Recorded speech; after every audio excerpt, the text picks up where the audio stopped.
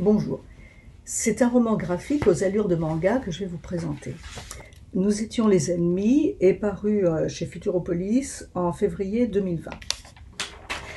Il rapporte un fait assez mal connu et sombre de l'histoire des États-Unis. Souvenez-vous, en décembre 1941, les Japonais bombardent Pearl Harbor. Dès le lendemain, les États-Unis d'Amérique entrent en guerre. Et quelques jours après, le président Roosevelt, à l'époque, fait interner tous les citoyens américains d'origine japonaise, soit d'environ 120 000 personnes, dans des camps. Il avait visiblement peur de l'ennemi intérieur. Et c'est cet épisode qui est raconté ici.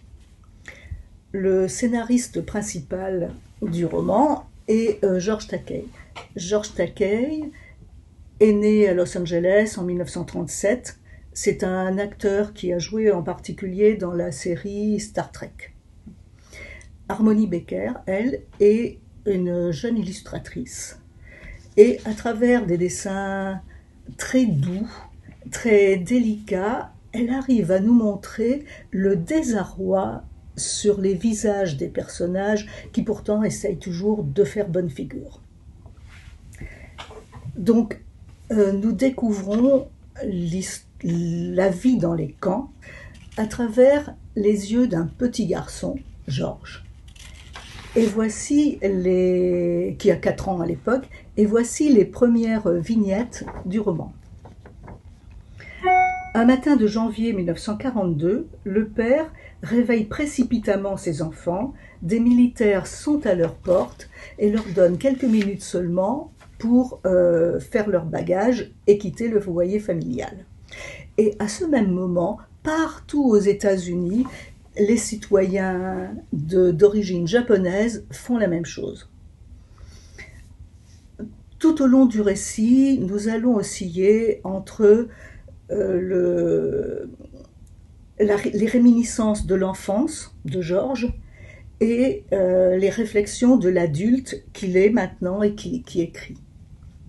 Nous allons donc de moments de douceur, de tendresse, de joie, d'exaltation quelquefois, à des moments de peur, de douleur, d'incompréhension et à des épisodes de réflexion sur l'absurdité que représente l'internement forcé. Ces gens sont ballottés continuellement de camp en camp et leur vie familiale et sociale est totalement bouleversée.